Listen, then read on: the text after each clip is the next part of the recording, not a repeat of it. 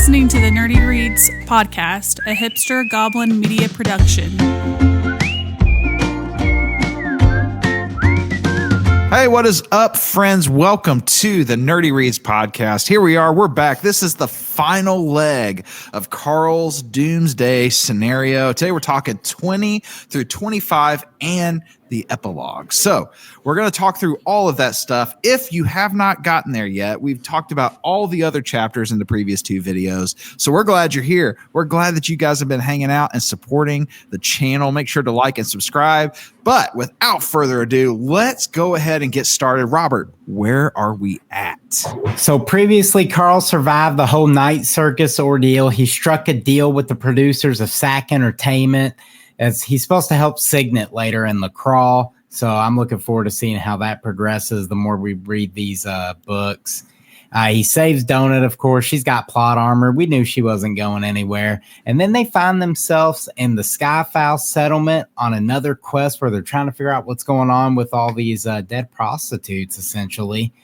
And they get invited to another interview where they almost get assassinated by the Skull Empire, and instead Princess Donata has the former Prince Maestro and the Queen Consort assassinated for the attempt on Carl's life. Well, not really the attempt on his life, whatever, that Menanza lady died. So there you are. That's where we've left off. So, I made some pretty bold predictions last week, and I was wildly wrong. Yeah, bro. Well, you had me thinking that my boy Mordecai was like turning heel on me a little bit too. You got my head with that thought. I'm happy to report you were wrong myself. I mean, I feel like it was a valiant effort on making a left field prediction, but alas, sometimes you get them right. Sometimes you get them wildly wrong. I was wildly wrong. I am glad to report that as well. I am too. I'd be sad if Mordecai. I mean, I still don't trust him. Something's going on. Him and Odette, they got their thing going on. I still don't trust him. There was a lot in these last. I mean, I felt like this was the shortest chunk of chapters we read for this book to prepare for this episode, but so much happened, like in the broad scheme of things, I guess. No, I agree with that 100%. This was an action-packed 5 chapters because it's not. I mean. And it felt as if the suspense of these 5 chapters was very intense because we kept finding Carl and Donut in some pretty tough situations where you're like, well, how's this going to turn and change? Even from fighting town guards to massive explosions, and both of those things could turn very bad for them. And so we saw, Carl again is continuing to adapt to his situation and continuing to persevere. And even all the time, he keeps saying that phrase over and over and over again. You will not break me. You will not break me. And he's not allowing it to happen because my man Carl, and the thing I'm loving too, and I'm sure we'll talk more about this coming up, but I'm loving the progression of Donut. Not only is Donut like a fun-loving like cat, and she's funny and she has all those kind of moments, but Donut is also she's becoming like a hero, like we need to save them. This is the right thing to do. We need to do this because it's the right thing. She's thinking of others now and doing all these things. So we're seeing this shift in Donut's character from this kind of like a kind of selfish, self-centered character to she's still all that. She's still funny. She still has all the quirks, but she's also kind of got a hero quality now, which I'm enjoying that, to be honest. To your point, like in the last, when we read, Helga's like, hey, I want you to help my friend. And Donut's like, yeah, we'll do it. Without even talking to Carl. Carl's like, hold up. Yeah, exactly. Yeah, and that kind of comes to light during these chapters. And I think of note, after the interview and the attempt on Carl's life, Mordecai's like, yo, you guys, I just wanted you to go out there and like rile him up a little bit, not get the Queen Consort, not kill his wife. You know what I mean? Like, what are you doing? So he's like, don't even talk about matters outside of this crawl ever again until you hit 6th floor later. He's like, just stop. Right. So they kind of get back, like you said, they kind of go on there. They find themselves in a lot of crazy situations while they're trying to resolve that quest line of the missing prostitutes. They ended up like in front of some building with some weird elves, and there's a bunch of dwarven kids like attacking the elves, which I thought was just over the top crazy. Like Mongo ate a salamander and got sick and bit a dwarven kid's arm off. I'm like, what? There was like a salamander on a stick, right? Like, wasn't the salamander on a stick? And it was like the kid. And what was the name of the salamander? What do you keep calling it? Oh, Benjamin or something like that. I could be dead wrong on that name, but something like that though. And then those elves, they were going to attack Carl and Donut, which Carl and Donut were there to like get information and kind of mess them up anyway, because that was that group from the elf they essentially killed for the death of Gum Gum.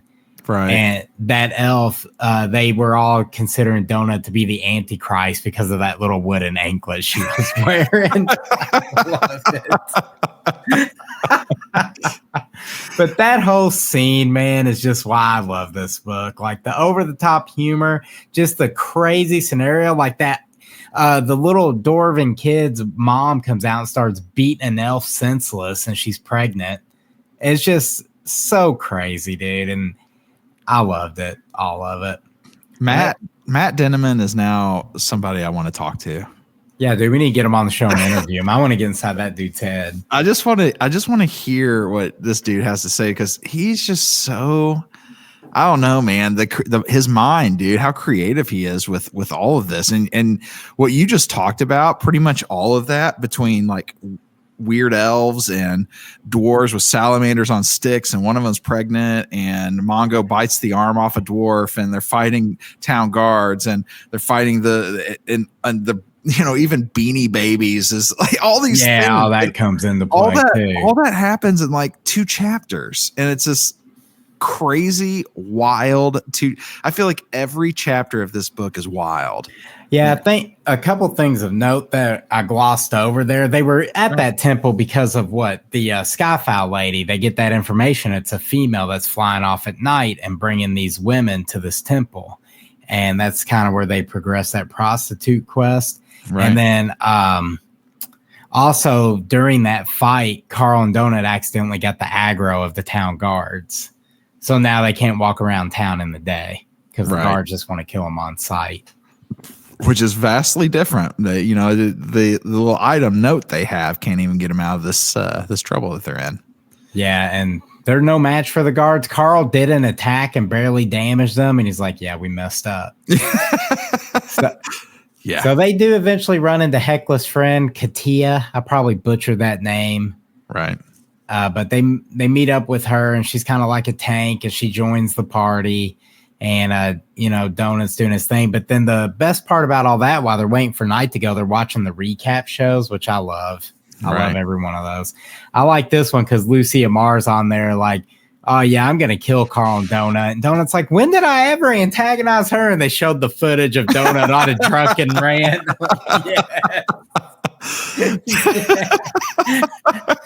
So now they made an enemy of the strongest crawler in the game. Good job.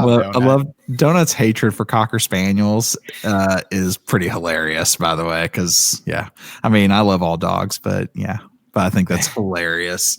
She's I agree with you. The flashback scenes, the way that they're utilized in this to kind of keep the rest of the dungeon alive, because really we learn a lot about the other crawlers in those scenes, not flashbacks, but the recaps.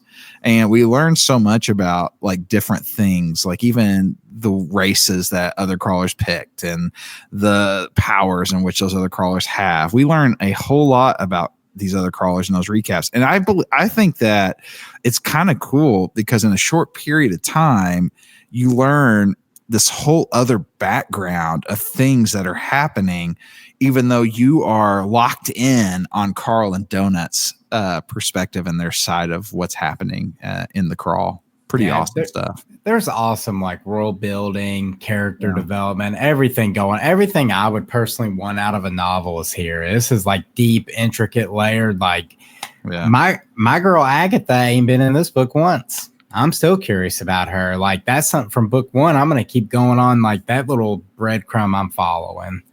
So I'm sure there's stuff like the main thing of this was like, this is floor 3, and every 3 levels, there's this overall storyline. I'm already hurt that by the time we get to the end of this book, I'm not going to see like Signet or anything related to the volcano overlord, like all that stuff. That's gone until we get to floor 6. Right. So like, that's just, man, I can't wait to see what else is in store for this series. But we do got to finish this one, and they go, they lead their attack on the magistrate's office, blow that thing up. Yep. Killed Miss Quill, the magistrate, and Carl got the rooster block achievement for preventing another crawler for completing a quest, which was hilarious. And that was the first time we ever saw anything like that. Us on and what they say, if he did that again, to listen, wouldn't the crawler who got blocked would get a new quest to kill Carl, right? And that kind of he would get it would alert him that maybe it was a quest to kill the crawler, but it would definitely like, hey, this is the crawler who botched your quest, but the first one's for free. We won't tell him it was you, type deal.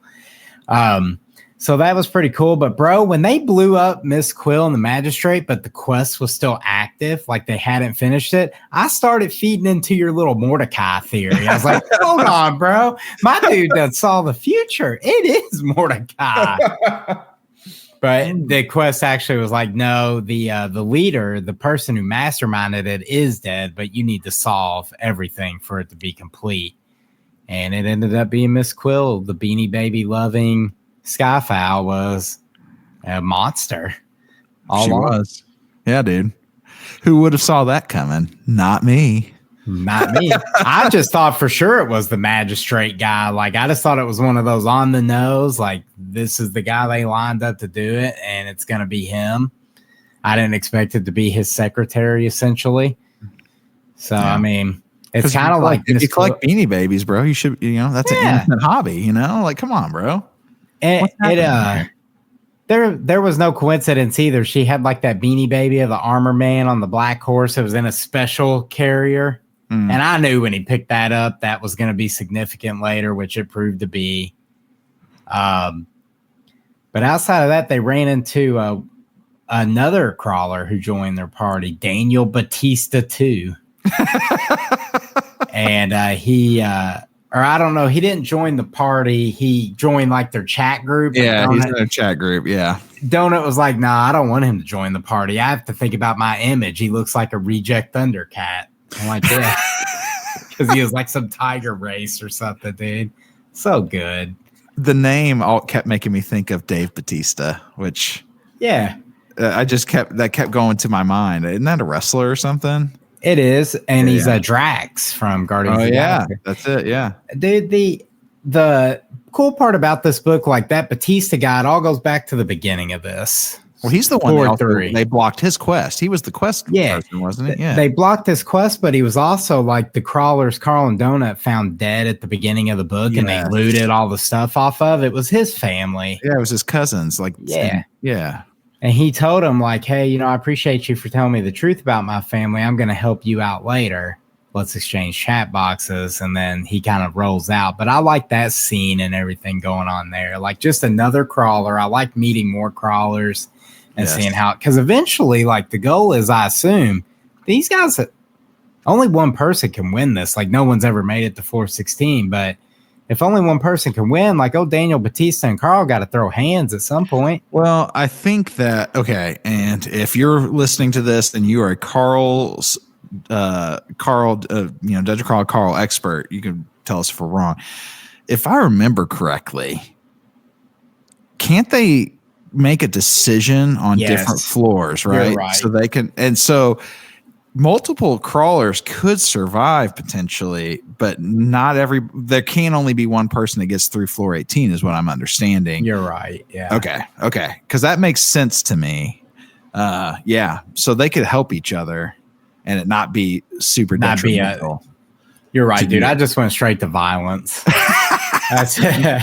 Bro, listen, dude. It's because we're seeing more and more violence in this between crawlers. And we knew that was going to come eventually. Yeah. Like, I mean, whenever what was it, book 1, when that was it, Frank and girl, Maggie Ma. Yeah, yeah. Yeah. And so there was that moment when Carl was like, I realized like that there were crawler killers out here, basically, like people coming out here and doing the thing. We knew that there was going to eventually be a moment where more and more crawlers were going to start throwing hands, because you get this many people and put them in this high stress of a situation. Of course, people are going to start turning on each other. But we started seeing that, in this, even that now they're really trying to even enhance the amount of violence between crawlers. And we'll talk more about that, I'm sure, in the epilogue moment. But, even in this with quests, like, hey, we're going to tell them that you're the one that botched it for them, And so, when you have moments like that, they're really trying to ensue more violence between crawlers. But I'm with you, bro. I like meeting these crawlers. I like seeing their abilities. I love hearing about the classes that people have chosen, the races that they chose. Like, the creativity and all of that stuff is a huge draw for me in this series so far. I agree, dude. Well, we get to the end of things pretty much. They prepare to like a fight the Lich that they assume is up in this building. They rig it all with explosives. And Carl and Donut, dude, to Carl's credit, just as a dude, he's like, Katia, you take this, get very far away. You might have to blow this up. Carl's willing to sacrifice himself to get rid of this Lich, which is pretty cool. And so Katia takes the little detonator, rolls out, and then we get to the bottom of things. Like, they find the enemy classified as a burrow boss, but it's not a lich at all. It's like some leech little thing that's like actually pretty weak. And we kind of get all the backstory that Mrs. Quill was the mastermind behind everything, turned her ex-husband into a capacitator to funnel all this energy through to build an army in preparation for something called the Final Lore. Or Final War, and it was like all lore for the story for that every third level of the crawl. And I'm like, dude, how deep this is. Like, that chapter threw a lot of information at me that I didn't expect from this series, like just layering out this story within a story. Well, he goes, because he even said, he goes, they were planning genocide here. Yeah. like they were killing everything. Yeah, there was in that moment, it just started revealing everything, like why everything was, all those women were dead and all the different things. And you start to, my mind, it kind of blew. And I'm not even 100% certain, if I'm being real, that I followed every ounce of it to the T. Like, I think without reading it a couple times, there's definitely, like, if I went back and read that chapter today or this second, I would pick up things I missed on the first read, because there was so much of a info. I don't want to say info dump like in a negative connotation, but there was a lot of information thrown at you very fast in that one chapter.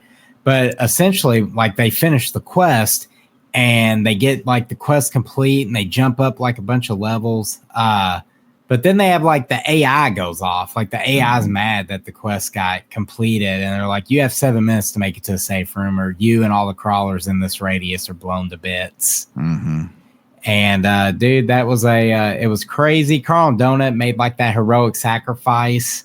And Carl uses the Beanie Baby case to like trap this gem before it can blow up and save everyone. And after all that kind of went down, there was like this touching moment where Donut tells Carl, like, man, I'm not dumb. I know B's not alive. Yeah. And I was like, oh. Even there, yeah, dude. Like, to this book's credit, one thing I'll say is you mentioned it, and even though sometimes it does feel like you're just getting a fire hose of information, one thing that this book does so well is that, I know some of it is because culturally, like, we understand like what they're talking about, like Beanie Babies. You don't have to explain Beanie Babies to me. But the world building, there is so much going on, and yet I don't really ever feel as if I'm lost due to crazy amounts of information. I don't even think, even like what I just said, like, I'm not sure if I understood everything that was happening, but it's like you said, I think some of that too is that, you could take another pass. And I think this series is a series you could probably read multiple times just for fun. For sure. But yeah, dude, and Donut and Carl's relationship, even like, cause he keeps going, Donut, I'm proud of you, and things like that. She's like, for what? It's like, you've just grown so much to care and do all these things. Like, their relationship's getting more and more in depth, and we still have like several books left. So I mean, whew. I know. I can't wait to see where we're at, dude. Yeah. I'm stoked for this series. Yeah. And when I thought it was over and like this last chapter was just going to be them tidying the bow, maybe going down the floor forward, said there's another explosion because they was like, you weren't supposed to stop that, man. I'm not done with you all. And then the new explosions like sending out these waves to blow up all their equipped gear. So then Mordecai's like, you all have to remove your magic gear because it's going to blow up and take you with us. So now we have Carl just hanging brain running through the dungeon. and then Princess Donut didn't want to help me remember this too, bro. She wouldn't take her tiara off. I remember that because she didn't want to. It was her first item, and it's also a tiara. But what was the significance of that with floor 6? Because I know if she took it off, it goes to another crawler, right? So she's never able to take it off. Well, I mean, regardless if she lost it, I think she still has that princess status. But I think the thing she didn't want to leave was her the immunity to sepsis, if I recall. Like it had that special perk on it. Okay. I think she was worried about losing. I know hopefully someone in the comments tell me if I'm wrong on that. I just couldn't remember, like, because she was talking about it. All the other things she said, I'm like, okay, that fits her character. But then she said something. Did she say, like, what about floor 6? I can't remember what was said, but and I was like, okay, I don't really remember the significance of this, but okay. And I know she was worried about another crawler taking it, and Carl's like, dude, ain't nobody gonna put that on. You just put it on because you're crazy and put stuff on without wearing it. Like nobody wants this, right? Yeah, they eventually survive, and Carl, Donut, Katia, several other crawlers, they all survive that blast, and then they head to the 4th floor. And pretty much, we did have before they do go on. Remember what you did? Had them hit the button. Oh yeah, to detonate so they could get some experience. Because that sets off the whole epilogue. Right, you're right. I didn't bring that up. No, you're good. You're good. Hey, that's why there's 2 of us here, bro. Yeah, bro. Thanks for that. Yeah, it set up the epilogue where we find Carl, Donut, and Katia on Odette's interview show, but Carl's still naked because he went straight from the dungeon to the show. And my favorite moment, too, is remember when they went through the door, like she hit the button, they knew they had 20 seconds. And as I guess they're kind of, dissipating into whatever before they go to floor 4, Donut's like chuckling, goes, what are you laughing about? She goes, I just remembered we're going to be on Odette's show immediately after this, knowing that our boy Carl was going to be, like you said, hanging brain in front of several universes. So there you go. Yeah, dude. And I guess it does get wild there. So they, Katia hitting that switch and blowing up all those guards and remix saved like hundreds of lives. And it caused all these crawlers in the vicinity to get celestial boxes. Yes. Which they gave backstory on that. Was like there had only been 18 at most ever given out in a previous crawl. And it bankrupted the company running the crawl to where this day they're still trying to recover financially from 18 boxes. Well, this gave out 82. Yes. So what was it, the bandit achievement, or he got a bandit achievement or something? Which took like your highest box and moved it up 2 levels or something like that. So if somebody had a platinum box or something, it took them to a celestial box. Yep, the super rare one. Right.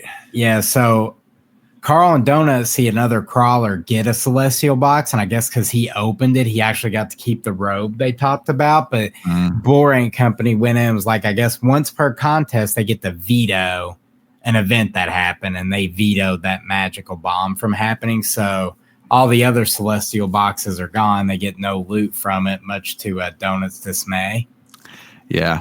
But they did get a boatload of experience. Like Carl's level 27, Donut's 26. Katia went from 9 to 12. Yep. Yeah, and then Odette dropped the leaderboard. And Carl and Donut's in the top 10, baby. Well, and it was funny because I liked how at the end of it, Carl was like, so what did all those numbers mean after they said our names? Because Donut was pumped about being in the top 10. Yeah, she was hyped. That's the bounty. Yeah. On your head. So basically, I guess if a crawler kills you, they get 100,000 whatever, I guess, units or gold or whatever it is, whatever the currency is, which is, again, they're continuing to entice crawler. Because they want that entertainment aspect. Yeah. It's like a TV show at the end of the day. Yeah. They're hyping up this Lucy Amar character. They've been hyping her for $2. And now we got the controversy with her and Donut. I cannot wait for them to run into her, bro. She's number 1 on the leaderboard. I want to give a shout out to the Meadowlark crew and Miss McGibbons with the dementia holding it down at number 10. How in the world? I know. I can't wait to find out. I cannot wait. I'm happy the Meadowlark crew is still alive because I thought we were just going to off book death them. So I'm happy they're still here. I can't wait to find Miss McGibbons and see what's up. If she even remembers Carl and Donut. Mention all. I'm stoked, dude. Odette does pull Carl to the side after the whole leaderboard thing, and he like gives him a warning, like, "Hey, you need to watch out for Hecla. Like I know you helped her. Katia's not in on this, but she wants Donut. Yeah, she wants Donut in her party, and she probably willing to kill for Donut. I would be. You'd kill Carl for Donut? Yeah, dude. Donut's the main character. Why wouldn't I want her in my party? I mean, there you go. I guess there's some truth to that, dude. We all need a donut in our life. I think that this story, as we're closing up here, there has been no drop off in Dungeon Crawler Carl so far, at all. So we read through book 1, we're all the way through book 2, and I continue to be at the edge of my seat about these stories. So daggone good, good. And I think that, we see, and like you said, I mean, there's so many things left to go. There's so many story plots and layers that are happening right now in all of these stories that it's just like, I mean, it's a page turner. And I mean, you don't get much more entertaining than Dungeon Crawler Carl. Nah, dude. Overall, I like this book as much as book 1. I have a new series to obsess over. When I finished this, it was one of those like, man, I want to dive into book 3 right now. But I won't research on my own about the series because I know there's like 7 books, and I want to be as like blind as possible when I go into this series. So, but I am very eager, like I said earlier, to get to 4-6 to continue this kind of storyline between every 3 levels. I'm sure floors 4 and 5 are going to be very entertaining if this series has taught me anything. I'm going to assume that like with every 3rd floor being the big thing, you can almost anticipate like 4-6 is going to be its own book. Yeah. And maybe we get 2 floors in the next book. I'm not sure how that pacing is going to go. Yeah. So I know there's 7 out right now. And I don't think it's done. Now, I'm like you. I haven't done a lot of research. I'm afraid to look because I don't even want to know what floor they're on. Right. Yeah. I think that, if it's just, I don't know we got through 1 floor in this one, floor 3, which floor 3 was a big one. That's where they pick their race and their classes. And there's a lot of circus going on. Yeah. There's a lot of elements to floor 3. So I don't know how and what we're going to do with all of this. But, we're starting to see some things play out in this story, and I don't think this is just going to be a Carl and Donut make it through floor 18 and ta-da, the end. It seems to me that because there are things happening outside of the crawl that Carl is indirectly impacting, like even the way that he was antagonizing them until they blew up that other trailer, things like that. Those stories are unraveling as well. So we got the crawl, but there's all this political stuff happening outside of the crawl and even financial things happening outside of the crawl that I think Donut and Carl are starting to learn more and more about as they go. We got 7 books. I feel like we're going to learn a whole lot more about those elements and that kind of stuff. And they're going to continue to impact that in some way to the point where, who knows, we may end up out of the dungeon prematurely at some point and see them doing some other space battle. Who knows what this series is? This book's so unpredictable. So far loving this though, man. All right, bro, you got some final 3 words for us today? I do, man. Where's Agatha? Where is Agatha? That's my final 3 words, man. Y'all can't give me something like her and then not even have her pop up in the book once. Yeah. My 3, let's keep going. No. Nice. We just making the announcement now. Dirty Reads Podcast. We are going to cover the third book. Yeah. We are going to, we have another book that we're covering in between, but we are covering the third book without question, without fail. So, all right, friends. Well, that's it for us today. Here at Nerdy Podcast, we enjoy a good story, believe your story matters, be good to each other, stay nerdy, our friends, read Dungeon Crawler Carl. Bye, everybody. See, everyone. No one's going to care about your trunk swinging in the wind. No, they won't.